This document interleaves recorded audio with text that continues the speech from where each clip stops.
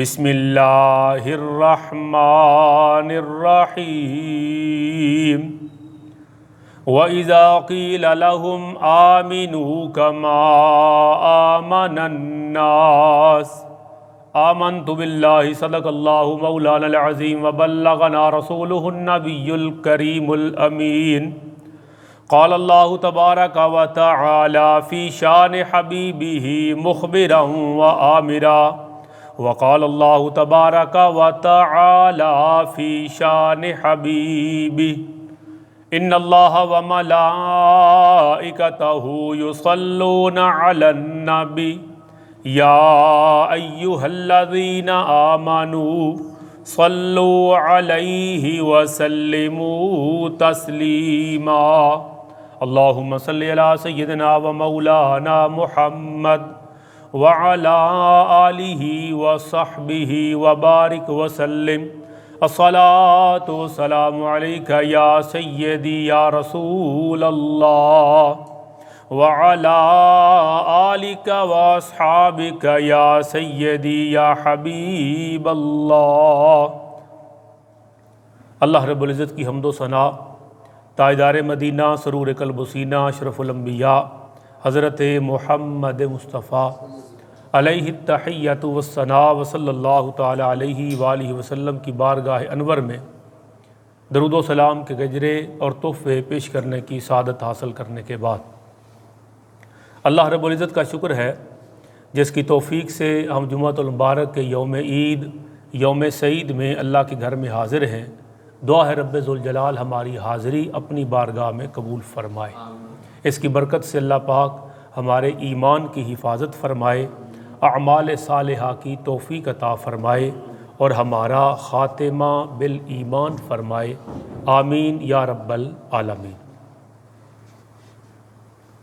آج ذی الحج شریف کی 29 تاریخ ہے اور انہی دنوں کے اندر خلیفہ راشد خلیفہ دوم حضرت عمر فاروق عمر بن خطاب فاروق اعظم رضی اللہ تعالی عنہ واردہ آپ پر قاتلانہ حملہ ہوا 23 ہجری ذی الحج کی 26 28 آخری دنوں میں، اور یکم محرم الحرام کو آپ نے جام شہادت نوش فرمایا۔ مختلف روایات، بعض روایات کے اندر آتا ہے کہ آپ کی شہادت یکم سے پہلے ہوئی، بعض میں آتا ہے یکم کو تدفین ہوئی۔ بہرحال معروف یہ ہو گیا کہ یکم محرم الحرام یہ حضرت عمر فاروق رضی اللہ تعالی عنہ کا یوم شہادت ہے، سو اس تاریخ کو آپ کا ذکر خیر کیا جاتا ہے۔ ہم نے بھی ارادہ کیا کہ آج حضرت عمر فاروق رضی اللہ تعالی عنہ واردہ آپ کا تذکرہ کریں گے اور آپ کے تذکار خوشبودار میں آپ کے عقائد و نظریات پر بات کریں گے۔ یعنی جو آج ہماری گفتگو ہے وہ حضرت عمر فاروق رضی اللہ تعالی عنہ کے عقیدہ اور نظریہ پر ہوگی۔ حضرت عمر فاروق کے عقیدہ اور نظریہ پر بات کرنا کیوں ضروری ہے؟ اس لیے کہ اللہ کے قرآن نے سورۃ البقرہ کے اندر ارشاد فرمایا وَإِذَا قِيلَ لَهُمْ آمِنُوا كَمَا آمَنَ النَّاسُ، اور جب ان سے کہا جاتا ہے کہ ایمان لاؤ، کیسے ایمان لاؤ؟ جیسے یہ لوگ ایمان لائے۔ یہ لوگ کون؟ حضور صلی اللہ تعالی علیہ وسلم پر آپ کی حیات ظاہری میں جو ایمان لائے اس گروہ کو کہتے ہیں صحابہ کرام علیہم الرضوان۔ تو قرآن کریم نے صحابہ کرام کے ایمان کو معیار حق قرار دیا۔ ایمان لاؤ جیسے صحابہ ایمان لائے۔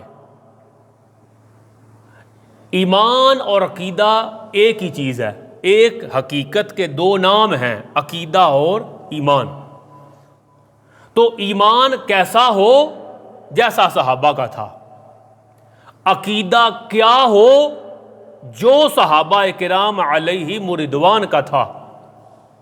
آج کے دور میں 100 فتنے، 1000 تشریحات، مگر ہر تشریح کو، ہر خیال کو اور ہر عقیدے کو ہم صحابہ کرام علیہ رضوان کے عقائد پر پیش کریں گے۔ جس عقیدے کی تصدیق صحابہ کرام کی عقیدے سے ہو گئی وہی عقیدہ حقہ ہوگا۔ کیوں؟ اس لیے کہ اللہ کے قرآن نے فرمایا وَإِذَا قِيلَ لَهُمْ آمِنُوا كَمَا آمَنَ النَّاسُ، ایمان لاؤ کیسے؟ جیسے یہ ایمان لائے۔ تو اب ابو بکر صدیق کا ایمان معیار ہو گیا، اب عمر فاروق کا ایمان معیار بن گیا، عثمان و حیدر کا ایمان معیار ہو گیا، خلفائے راشدین کا، عشرہ مبشرہ کا اور صحابہ کرام کا ایمان قیامت تک کے لیے معیار اور پیمانہ بن گیا کہ بھائی ہم کیسے مانیں؟ کہا جیسے حضور کے صحابہ نے مانا۔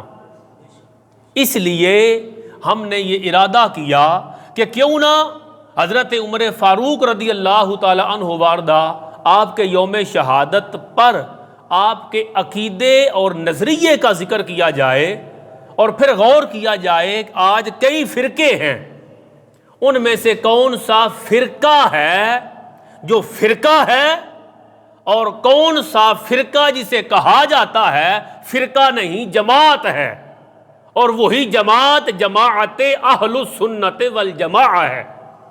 اس لیے کہ فرقے منتشر ہیں اور جماعت ایک ہے، وہ متحد ہے، اور وہ ہے صحابہ کرام کی جماعت۔ تو ہم اپنے آپ کو پیش کریں گے، اپنے اعتقادات کو پیش کریں گے، اپنے نظریات کو پیش کریں گے حضرت عمر فاروق کی بارگاہ میں، اور پھر دیکھیں گے جو عقیدہ ان کی عقیدے سے میچ کرتا ہے وہ رکھ لیں گے اور باقی کا رد کر دیں گے۔ اس لیے کہ معیار ایمان کا، معیار عقیدہ حقہ کا وہ صحابہ کرام کی جماعت ہے۔ اور یہ بھی میں نے پچھلے خطبہ جمعہ میں عرض کیا تھا کہ صحابہ کرام علیہ رضوان کے حوالے سے کبھی بھی بد گمانی دل میں نہیں آنی چاہیے، اس لیے کہ جو سارا دین ہمیں ملا ہے اس سارے دین کے پہلے راوی صحابہ کرام ہیں۔ جو کچھ ہمیں ملا، قرآن ملا، پیارے مصطفیٰ کریم کا ہر فرمان ملا، تو اس فرمان کا راوی کون ہے؟ فلاں ہے، اس نے فلاں سے سنا، فلاں سے سنا، فلاں نے جب صحابہ سے سنا تو بات مکمل ہو گئی۔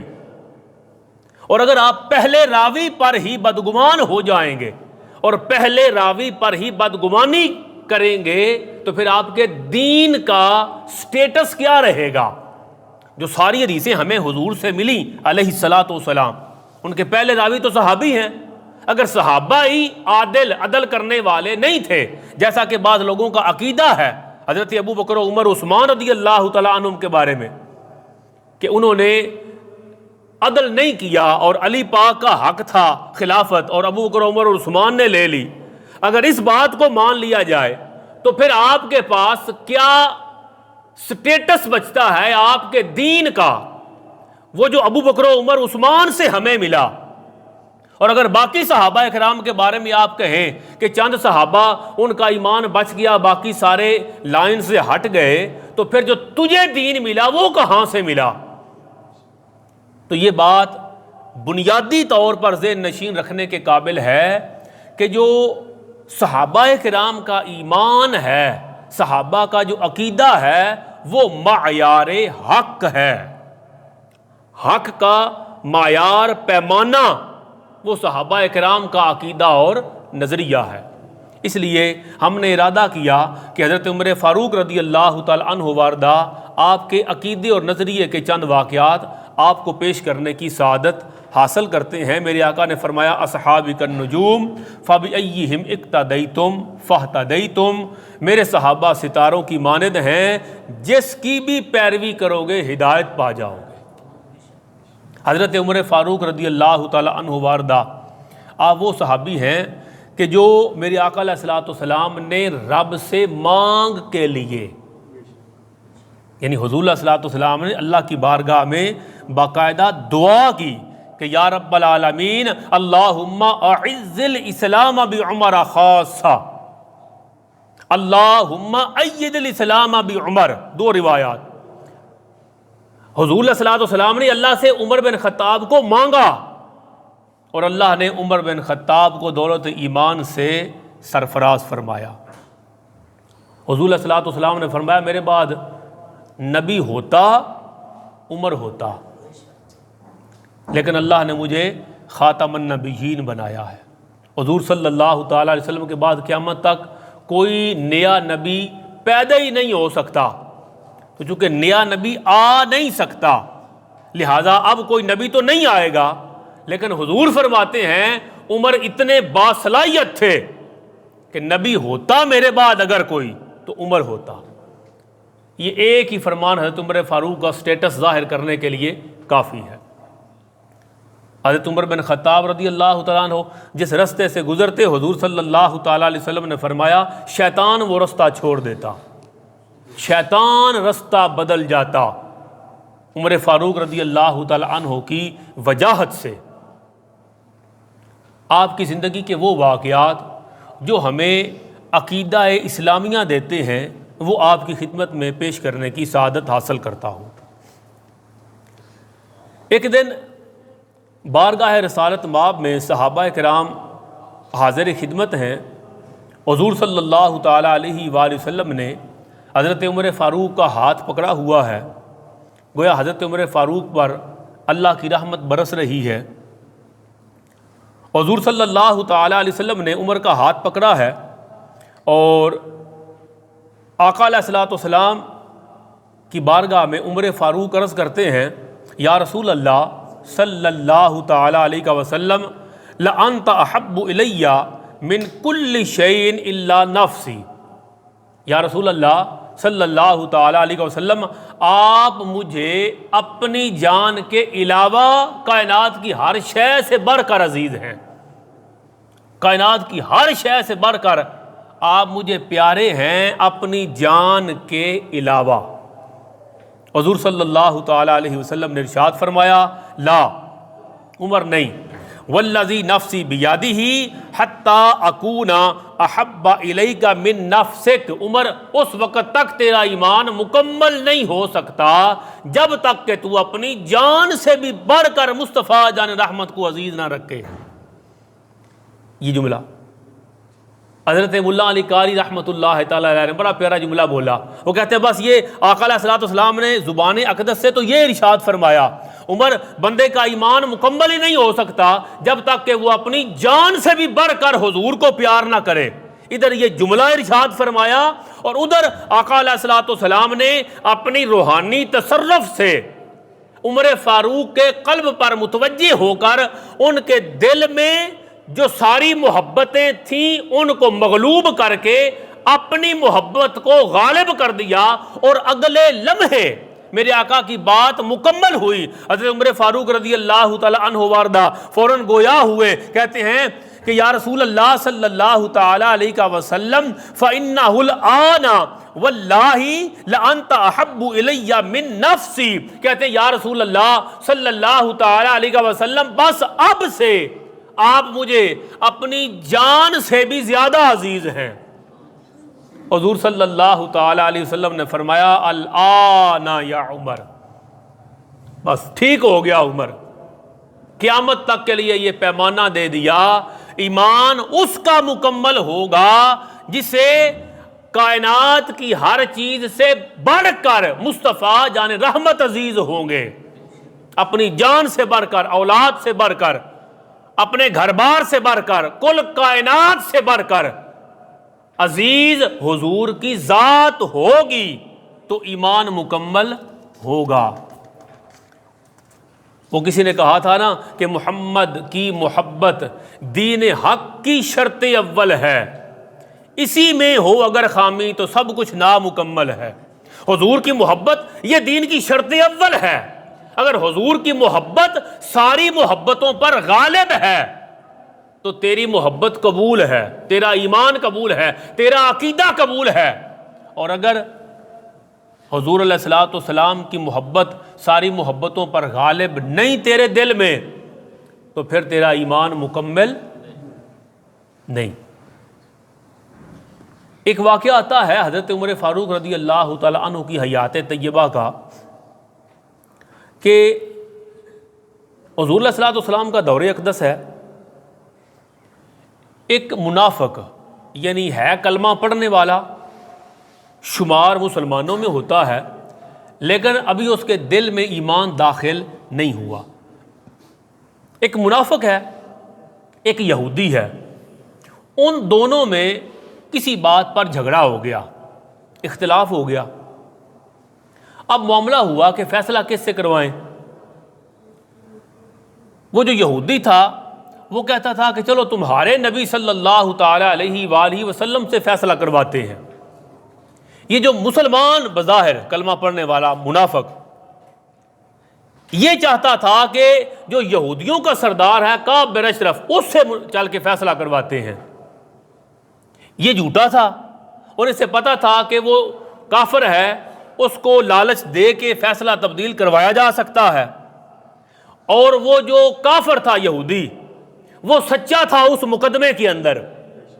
وہ چاہتا تھا کہ کسی سچے بندے سے جا کے فیصلہ کروایا جائے جو لالچ میں نہ آئے، دھونس دھاندلی کے اندر نہ آئے، لالچ میں نہ آئے، اور وہ درست فیصلہ کرے۔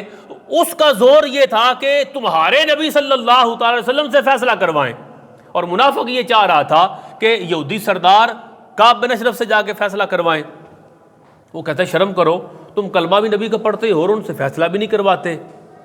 تھوڑا شرمندہ ہوا، چلو کہتے ہیں ٹھیک ہے۔ دونوں آقا علیہ السلام کی بارگاہ میں گئے، سرکار کو جا کے مقدمہ سنایا۔ اس میں یہودی سچا تھا، حضور صلی اللہ تعالی وسلم نے یہودی کے حق میں فیصلہ سنا دیا۔ عدالت عالیہ سے باہر نکلے، باہر نکل کے وہ جو منافق تھا وہ کہتا ہے مجھے یہ فیصلہ نہیں منظور، چلو عمر کے پاس چلتے ہیں۔ اس نے کہا شرم کرو، بڑی عدالت سے فیصلہ ہو جائے تو چھوٹی عدالت میں نہیں جاتے۔ نہیں مانا۔ وہ کہتے ٹھیک ہے چلو عمر کے پاس، سچا آدمی وہ تو بے باک ہوتا ہے، نڈر ہوتا ہے۔ وہ کہتا ہے چلو عمر کے پاس چلتے ہیں۔ حضرت عمر فاروق کے پاس آئے، جی فیصلہ کروانا ہے۔ وہ کہتے ہیں ٹھیک ہے بیٹھ جاؤ۔ جب بیٹھ گئے کہتے ہیں بات سناؤ۔ بات سنانے کا وقت آیا تو وہ یہودی کہتا ہے عمر ایک بات سن لے، ہمارا فیصلہ کرنے سے پہلے اس کی ضد تھی کہ آپ سے فیصلہ کروانا ہے، ورنہ ہمارے اسی مقدمے کا فیصلہ اس سے پہلے مصطفیٰ جان رحمت صلی اللہ تعالی وسلم کر چکے ہیں اور میرے حق میں ہو چکا ہے فیصلہ۔ یہ آپ کا کلمہ گو نہیں مان رہا تھا تو میں آپ کے پاس آ گیا، یہ بات سوچ لینا، پہلے فیصلہ میرے حق میں ہو چکا ہے۔ عمر فاروق کا چہرہ جلال، غصے میں آ گئے، کیسے یہ کیا؟ کہتے اچھا بیٹھو میں آتا ہوں۔ اٹھے اندر گئے، تلوار لے کے آئے اور تلوار لا کے اس بظاہر کلمہ پڑھنے والے کلمہ گو اس منافق کا سر تن سے جدا کر دیا، گردن اڑا دی، اور گردن اڑا کر وہ تاریخی الفاظ بولے۔ آپ فرماتے ہیں ہاقذا عقدی بینی و بین من لم یرد بقضاء اللہ و رسولہ، کہا جو اللہ اور اللہ کے رسول کے فیصلے کو نہ مانے، عمر کی عدالت سے اس کا یہ فیصلہ ہوتا ہے۔ مقدمہ سننے کی ضرورت نہیں، بلکہ اس کا سر تن سے جدا کر دو، اس لیے کہ جو حضور صلی اللہ تعالی علیہ وآلہ وسلم کے فیصلے کو حقیر جانے اور کسی اور عدالت کے فیصلے کو وہ غالب سمجھے تو اس نے حضور کی بارگاہ کی بے حرمتی اور توہین کی، اور جو حضور کی توہین کرے وہ واجب القتل ہوا کرتا ہے۔ یہ واقعہ ہم پیش کرتے ہیں اس باب میں جب کہا جائے کہ گستاخ رسول کی سزا کیا ہے، اس کی سزا موت ہے، تو اس کا ثبوت کیا ہے؟ اس کا ثبوت حضرت عمر بن خطاب کا عمل ہے کہ اس بندے نے اپنے عمل سے حضور صلی اللہ علیہ وسلم کے فیصلے کو قبول نہیں کیا، حقیر جانا اور توہین کی۔ عمر بن خطاب نے پھر مقدمہ نہیں سنا بلکہ اس بدبخت کا سر تن سے جدا کر دیا. اس کا بھی خیال نہیں کیا کہ یہ یہودی ہے اور یہ ہے کلمہ پڑھنے والا مسلمان. انہیں پتا تھا کہ کلمہ پڑھے یا نہ پڑھے جو حضور کا گستاخ ہے وہ واجب القتل ہے. تو یہ عقیدہ بھی ہمیں عمر بن خطاب رضی اللہ تعالیٰ عنہ کی بارگاہ سے نصیب ہوا. پھر ایک واقعہ آتا ہے، حضرت عمر فاروق رضی اللہ تعالیٰ عنہ واردہ، آپ کا دور اقدس ہے، دور خلافت ہے، بارشیں بند ہو گئیں، قحط پڑ گیا، اور اس قحط کی حالت میں لوگ بھوک اور پیاس کے قریب. حضرت عمر فاروق رضی اللہ تعالیٰ عنہ نے ایک فیصلہ کیا، صحابہ کو ساتھ لیا. حضور صلی اللہ تعالیٰ علیہ وآلہ وسلم کے چچا جان حضرت عباس بن عبد المطلب، حضور کے چچا محترم، انہیں بھی ساتھ لیا، صحابہ کرام کو ساتھ لیا، کھلے میدان کے اندر چلے گئے اور وہاں جا کر اللہ کی بارگاہ میں دعا کی. اب یہ دعا سنیں، یہ ہے عقیدہ اور نظریہ عمر بن خطاب رضی اللہ تعالی عنہ کا، جن کے سائے سے بھی شیطان بھاگتا ہے. جس رستے سے عمر گزرے شیطان وہ رستہ ہی چھوڑ دیتا ہے. تو وہ شیطان کا جو بد عقیدگی ہوتی ہے وہ شیطان کی چال ہوتی ہے. تو یہاں تو اس کا شائبہ نہیں، شک بھی نہیں پڑ سکتا کہ عمر بن خطاب کے عقیدے میں کہیں شیطان کی مداخلت ہوگی. یہ تو حضور علیہ الصلوۃ والسلام نے گارنٹی دے دی. اب عمر بن خطاب کھلے میدان کے اندر گئے، حضور کے چچا محترم حضرت عباس کو درمیان میں رکھا اور اللہ کی بارگاہ میں ہاتھ اٹھائے اور عرض کرتے ہیں، اللہم انا کنا نتوسل الیک نبینا فتسقینا. اے اللہ، اس سے پہلے جب ہمیں بارش کی ضرورت پیش آتی تو ہم تیری بارگاہ میں اپنے نبی صلی اللہ تعالی علیہ وآلہ وسلم کا وسیلہ پیش کرتے اور تو ہمیں سیراب فرماتا، تو رحمت کی بارش نازل فرماتا. یہ جملہ پہلے ارشاد فرمایا. اور یہ بھی حضرت عمر فاروق کا عقیدہ ہے کہ اللہ کی بارگاہ میں وسیلہ پیش کرنا حضور کی ذات کا یہ شرک نہیں. وہ کہتے ہیں اللہ سے مانگنا ہے تو ڈائریکٹ مانگو، درمیان میں لوگوں کو ڈالنے کی ضرورت کیا ہے؟ بھائی اگر تیرا یہ عقیدہ اور نظریہ اور تیرا یہ خیال اگر ہم مان لیں تو عمر بن خطاب پر کیا فتویٰ لگاؤ گے؟ یہ حضرت امام بخاری رحمت اللہ تعالی علیہ حدیث پاک کو لائے ہیں، یعنی ھذا حدیث صحیح، حدیث بھی صحیح ہے. اور عمر بن خطاب اللہ کی بارگاہ میں ہاتھ اٹھا کے اپنا پہلا عمل اللہ کی بارگاہ میں پیش کرتے ہیں، یا اللہ، اس سے پہلے جب بارش نہیں ہوتی تھی تو ہم تیرے نبی کا وسیلہ پیش کرتے اور تو اس وسیلے کو قبول فرما کر رحمت کی بارش نازل فرماتا. یہ عرض کیا اور اس کے بعد کہتے ہیں وَإِنَّا نَتَوَسَّلُ إِلَيْكَ بِعَمِّ نَبِيِّنَا فَاسْقِنَا. سبحان اللہ. کہتے ہیں یا اللہ، اس سے پہلے بارش کی ضرورت پیش آتی ہم اپنے نبی کا وسیلہ پیش کرتے اور تو قبول کرتا اور بارش کی اور رحمت کی بارش برسا دیتا. آج ہم نبی کے چچا کا وسیلہ لے کے آئے ہیں، آج بھی کرم کی برکھا برسا. یہ بخاری شریف کے الفاظ ہیں. اس سے پہلے نبی پاک کا وسیلہ پیش کرتے. تو اس سے پتا چلا نبی پاک کا وسیلہ پیش کرنا یہ سنت صحابہ ہے. اگر کہو گے وسیلہ پیش کرنا شرک ہے تو سارے صحابہ کرام پر کیا فتویٰ لگاؤ گے؟ یہ بخاری شریف ہے.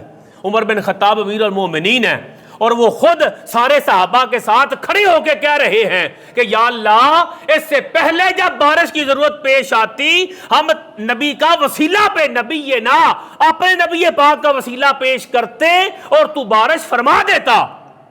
پتہ چلا نبی پاک کا وسیلہ پیش کرنا یہ سنت صحابہ ہے. اور پھر عرض کی یا اللہ، آج ہم نبی پاک کے چچا کا وسیلہ پیش کر رہے ہیں، یہ ام رسول ہیں، حضور کے چچا محترم عباس ہیں، آج عباس کے وسیلے سے کرم کی برکھا برسا. امام بخاری نقل کرتے ہیں فَيُسْقَوْنَ اللہ رب العزت نے اس وسیلے کو قبول کیا اور رحمت کی بارش نازل فرما دی۔ یہ عمر بن خطاب ہیں رضی اللہ تعالی عنہ و ارضا۔ یہ بات سمجھنے والی ہے، اور یہ آگے اس کی ڈیٹیل پھر مختلف کتابوں کے اندر موجود ہے کہ حضرت عمر فاروق رضی اللہ تعالی عنہ وارضا آپ نے فرمایا کہ حضور صلی اللہ تعالی علیہ وسلم اپنے چچا کا اس طرح احترام کرتے تھے جیسے اپنے باپ کا کرتے ہیں، لوگوں تم بھی ان کا اسی طرح احترام کرو اور ان کا وسیلہ اللہ کی بارگاہ میں پیش کرو۔ یہاں سمجھنے والی دو باتیں جو ہمارے عقیدے کے باب میں ہیں۔ پہلی بات یہ کہ غیر نبی کا وسیلہ پیش کرنا بھی سنت صحابہ ہے۔ عقیدے کی بات ہے نا تو اس کو بڑا سنجیدگی سے سمجھنا ضروری ہوتا ہے۔ ایک ہوتا ہے اللہ کے نبی کا وسیلہ، ایک ہوتا ہے غیر نبی کا وسیلہ، اس میں صحابہ کرام آ جاتے ہیں، اہل بیت طہارہ آ جاتے ہیں، اولیاء کرام آ جاتے ہیں، بے شمار اللہ والے صلحاء آ جاتے ہیں۔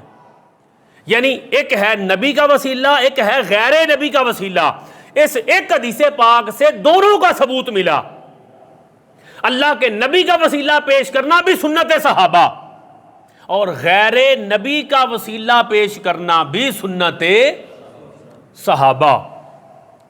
ایک دوسری بات یہاں سے یہ پتہ چلی، ایک ہوتا ہے ذات کا وسیلہ، ایک ہوتا ہے اعمال کا وسیلہ۔ جو لوگ وسیلے کو نہیں نہ مانتے وہ کہتے ہیں شرک ہے، کہ جب اللہ سے مانگنا ہے تو درمیان میں کسی کو کیوں ڈالتے ہو، ان کا عقیدہ یہ ہے، وہ کہتے ہیں شرک ہے۔ اب وہ جو شرک کہتے ہیں وہ ایک چیز کو مانتے ہیں، وہ کہتے ہیں اعمال کا وسیلہ جائز ہے۔ اس کے لیے قرآن کریم میں وہ آیت کریمہ موجود ہے، یا ایھا الذین آمنوا استعینوا بالصبر والصلاۃ، صبر اور صلاۃ کے وسیلے سے اللہ سے مدد مانگو۔ اے ایمان والو استعینوا، مدد کیسے طلب کرو اللہ سے؟ یا نماز کے ذریعے یا صبر کے ذریعے۔ علماء نے فرمایا نماز بھی عمل ہے اور صبر بھی عمل ہے، تو اعمال کا وسیلہ یہ تو قرآن نے ثابت کر دیا۔ پیچھے رہ گئی تھی ذات، انہوں نے کہا، انکار کرنے والوں نے، وہ کہتے ہیں اعمال کا وسیلہ ہو تو اللہ کی بارگاہ میں پیش کرو، یا اللہ میں نے 100 رکعت پڑھی ہے، یا اللہ میں نے 100 مرتبہ درود شریف پڑھا ہے، یا اللہ یہ میں کلمات طیبات پڑھتا ہوں، ان کے وسیلے سے کرم کی برکھا برسا۔ وہ کہتے ہیں یہ تو ٹھیک ہے، اعمال کا وسیلہ جائز ہے، مگر ذات کا، وہ نبی کی ذات ہو یا غیر نبی کی، وہ کہتے ہیں یہ وسیلہ جائز نہیں۔ اسی ایک حدیث پاک سے اور اسی ایک عمل عمر فاروق سے نبی کی ذات کا وسیلہ پیش کرنا بھی ثابت ہوا اور غیر نبی کا وسیلہ پیش کرنا بھی ثابت ہوا، دو چیزیں۔ اور تیسرا، مطلقاً ذات کا وسیلہ پیش کرنا بھی ثابت ہوا۔ یعنی جیسے عمل کا وسیلہ پیش کرنا جائز ہے، اسی طرح کسی ذات کا، کسی ہستی کا، کسی بندے کا اللہ کی بارگاہ میں پیش کرنا وسیلہ، یہ بھی سنت صحابہ ہے، اور یہ سنت عمر فاروق رضی اللہ تعالی عنہ و ارضا ہے۔ تو یہ ہے حضرت عمر فاروق رضی اللہ تعالی عنہ و ارضا آپ کا عقیدہ۔ جو لوگ حرمین شریفین کی زیارت کے لیے جاتے ہیں، خاص طور پر مدینہ منورہ جن کی حاضری ہوتی ہے، وہ جانتے ہیں کہ وہاں جب آپ بھی کسی حضور صلی اللہ تعالی وسلم کے ساتھ منسوب جگہ یا چیز کی طرف متوجہ ہوتے ہیں تو وہاں پر جو شرطے ہوتے ہیں وہ کہتے ہیں حرام حرام، اور پتہ نہیں کتنی بحث کرتے ہیں۔ وہ میری بھی 1-2 دفعہ بڑی تفصیلی ان سے بحث ہو گئی۔ وہ کہتے ہیں کہ یہ تبرکات کیا ہے، یہ آثار کیا ہے، مطلب وہ بل رخ پھیر دیں، وہ کہتے ہیں وہ خانہ کعبہ اس طرف رخ کرو، ادھر کیوں کر کے کھڑے ہو؟ حضور علیہ السلام کی قبر انور کی طرف رخ نہیں کرنے دیتے، یا آقا علیہ السلام کی طرف جو چیزیں منسوب ہیں جن کی نسبت حضور علیہ السلام کے ساتھ ہے، ان کا حیا اور ان کا ادب نہیں کرنے دیتے۔ یہ بڑی بنیادی ایک چیز ہے، اور ہر بندہ جو مدینہ شرف سے ہو کے آیا ہے اس کو پتہ ہے اس بات کا، اور وہ وہاں پر چھوٹے موٹے مناظرے کر کے آیا ہے۔ یہ پاکستانی بھابی وہاں پر وہ لے جاتے ہیں اہل حدیث، اور وہاں وہ سر کھپانے کے لیے انہیں رکھے ہوئے ہیں، مگر آپ کو اپنے عقیدے کی خبر ہونی چاہیے، اور وہ کیا ہے؟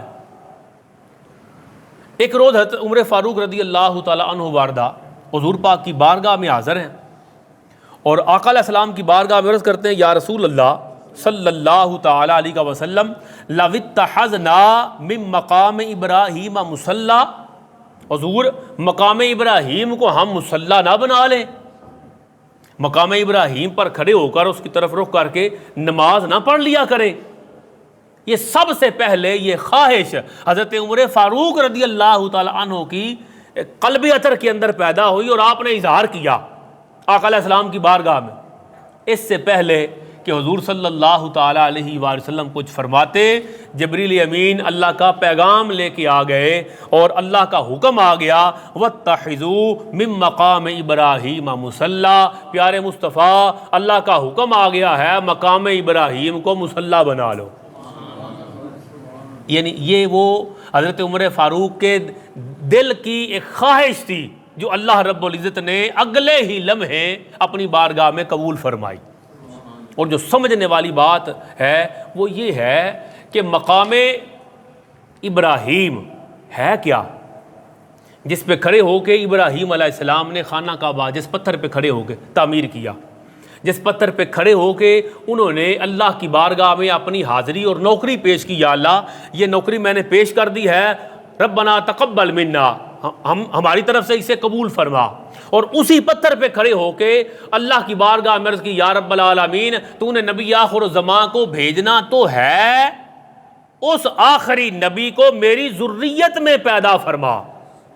کتنی بڑی خواہش کا اظہار کر دیا، یا اللہ تو نے آخری نبی، پتا تھا نا سارے نبیوں کو کہ آخری نبی آئیں گے، تو عرض کیا یا اللہ آخری نبی آئیں گے وہ سارے نبیوں کے تاجدار ہوں گے، تو میری اولاد میں انہیں پیدا فرما۔ اللہ تبارک و تعالیٰ نے اس پتھر کو محفوظ کر لیا، جس پتھر پہ کھڑے ہو کے خانہ کعبے کو تعمیر کیا، اور ابراہیم علیہ السلام نے اللہ کی بارگاہ میں دعائیں کی، تو اس پتھر کی نسبت ابراہیم علیہ السلام کی دعا کے ساتھ بھی ہو گئی، اور وہ دعا ولادت مصطفیٰ کی دعا بھی تھی، حضور صلی اللہ علیہ وسلم کی بعثت کی دعا بھی تھی۔ تو یہ ابراہیم علیہ السلام، اسماعیل علیہ السلام اور مصطفیٰ کریم صلی اللہ تعالیٰ علیہ وسلم کے ساتھ جس پتھر کو نسبت ہوئی، اس پتھر کو مصلی بنانے کی خواہش حضرت عمر فاروق کے دل میں آئی، اللہ تبارک و تعالیٰ نے اس خواہش کو قبول فرما لیا۔ تو اس پتھر کی خاصیت اللہ والوں کے ساتھ نسبت۔ اب عمر فاروق رضی اللہ تعالیٰ عنہ کی زندگی کا ایک اور واقعہ، حضرت عمر فاروق رضی اللہ تعالیٰ عنہ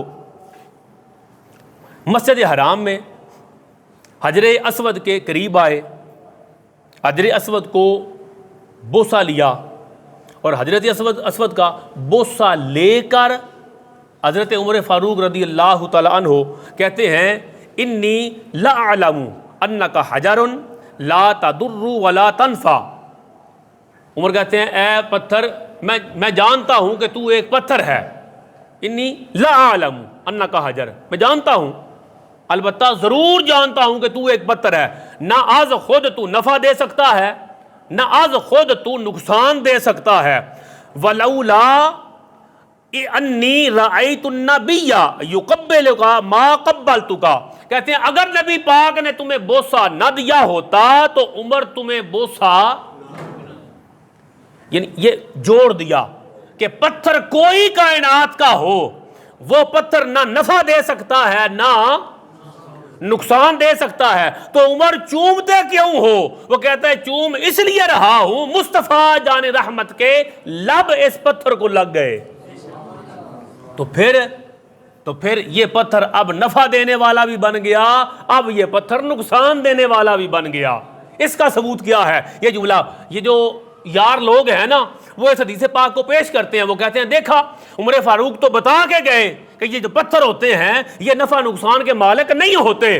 ہم کہتے ہیں، ہم بھی تو یہی کہتے ہیں کہ پتھر نفع نقصان کے مالک نہیں ہوتے، نفع نقصان کا مالک اللہ ہے، مگر جس پتھر کی نسبت اللہ والوں سے ہو جائے وہ اللہ اس پتھر کو بھی نفع نقصان والا بنا دیتا ہے۔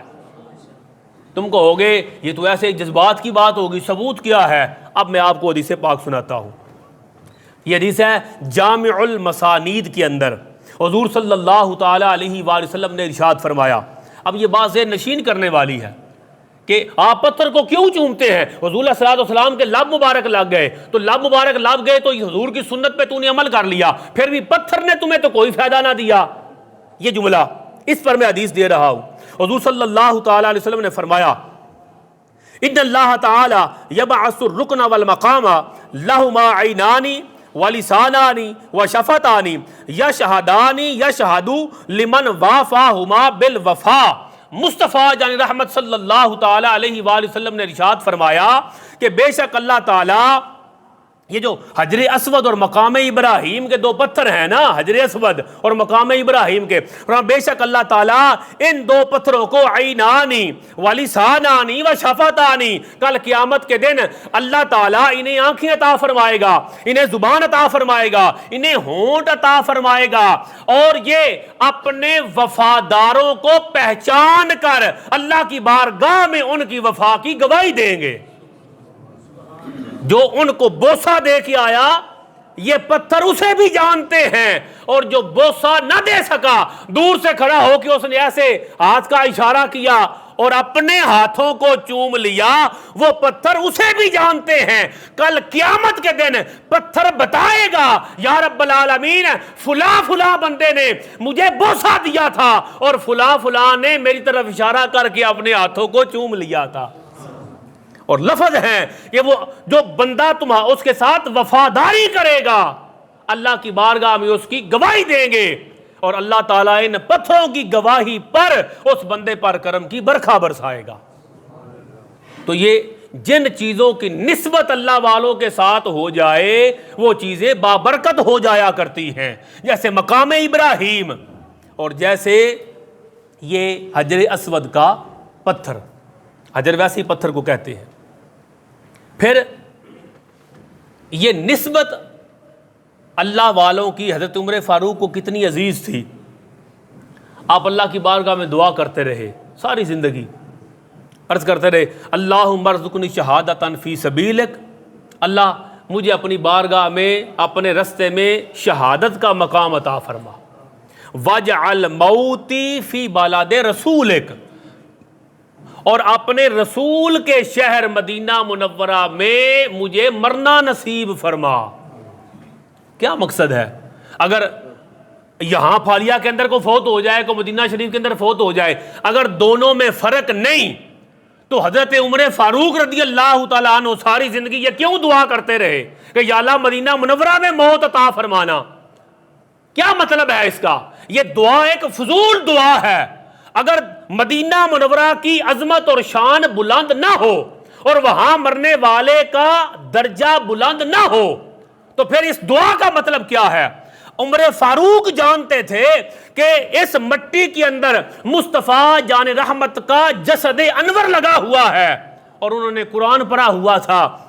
اللہ کا قرآن فرماتا ہے جس مٹی پر حضور کے صرف قدم لگ جائیں، لا اقسم بہذا البلد وانت حل بہذا البلد ووالد وما ولد، اللہ کا قرآن اس مٹی کی قسمیں ارشاد فرماتا ہے جس مٹی پر حضور کے قدم لگ گئے، اگر قدم لگنے کی جگہ کی اللہ قسمیں ارشاد فرما رہا ہے تو جس مٹی میں حضور لیٹے ہوئے ہیں اس گنبد خضرا کا عالم کیا ہوگا؟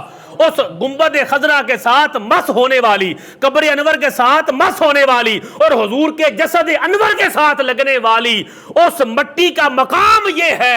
علماء کرام، علماء اہل سنت متفق ہیں، وہ کہتے ہیں زمین و آسمان پر اگر سب سے عظیم مرتبت کو جگہ ہے تو وہ جگہ ہے جو حضور کے جسد کے ساتھ لگی ہوئی ہے، قبر انور۔ یہ اہل سنت متفق ہیں اس بات پر، اور دیوبند بھی اس پر متفق ہیں کہ کائنات میں زمین و آسمان پر وہ جگہ سب سے زیادہ بابرکت ہے، عظمت والی ہے، جو حضور کے جسم سے لگی ہوئی ہے۔